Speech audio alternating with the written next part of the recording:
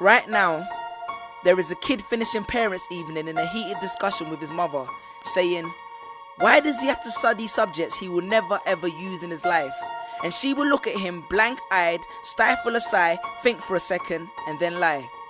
She'll say something along the lines of, you know, to get a good job you need a good degree, and these subjects will help you get a good degree. We never had this opportunity when I was younger. And he will reply, but you were young a long time ago, weren't you, Mum?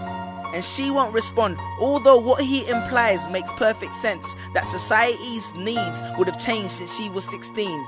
But she will ignore him, grip his hand more sternly, then drag him to the car.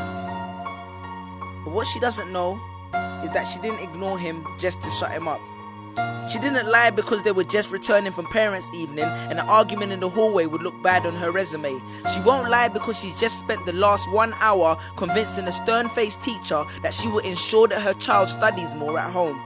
No, she will lie simply because she does not know any better herself. Although her whole adult life she has never used or applied Pythagoras' theorem, pathetic fallacy, and still does not know the value of x, she will rely on society to tell her that her child, who has one of the sharpest minds in the school, is hyperactive, unfocused, easily distracted, and wayward. Students, how many equations, subjects, and dates did you memorize just before an exam never to use again? How many A grades did you get which were never asked for when you applied for a job? How many times have you remembered something 5 minutes just after the teacher said stop writing, only to receive your results 1 month later to realize that you were only 1 mark short of the top grade? Does that mean remembering 5 minutes earlier would have made you more qualified for a particular job? Well, on the application form it would have.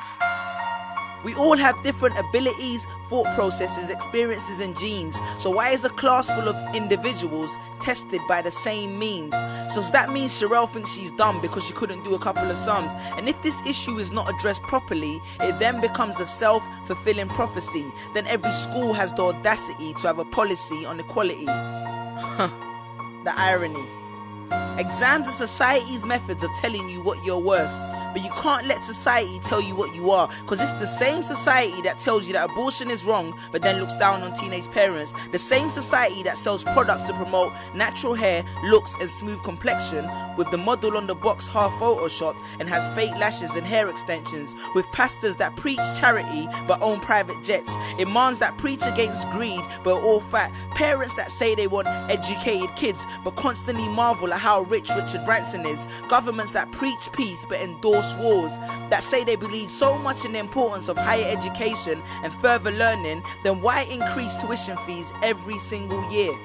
I believe Miss Jefferson when she took me into the office and said that my exams would be imperative to my success, because we was taught to always follow when Miss Jefferson led. But then I took Jefferson out of the equation and learned to think for myself. I realized we was taught to always follow when Miss led. The irony. Test us with tests, but the finals are never final, because they never prepare us for the biggest test, which is survival.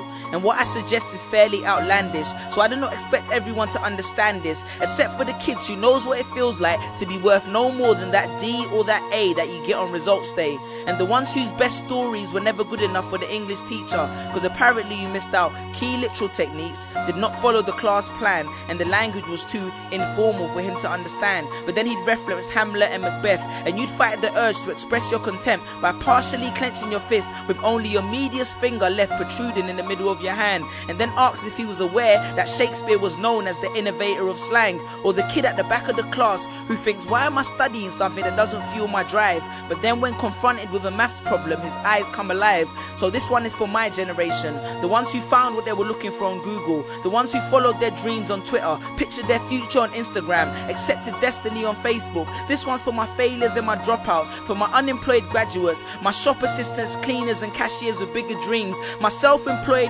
entrepreneurs, my world changers and my dream chasers, because the purpose of why I hate school but love education was not to initiate a worldwide debate, but to let them know that whether 72 or 88, 44 or 68, we will not let exam results decide our fate. Peace.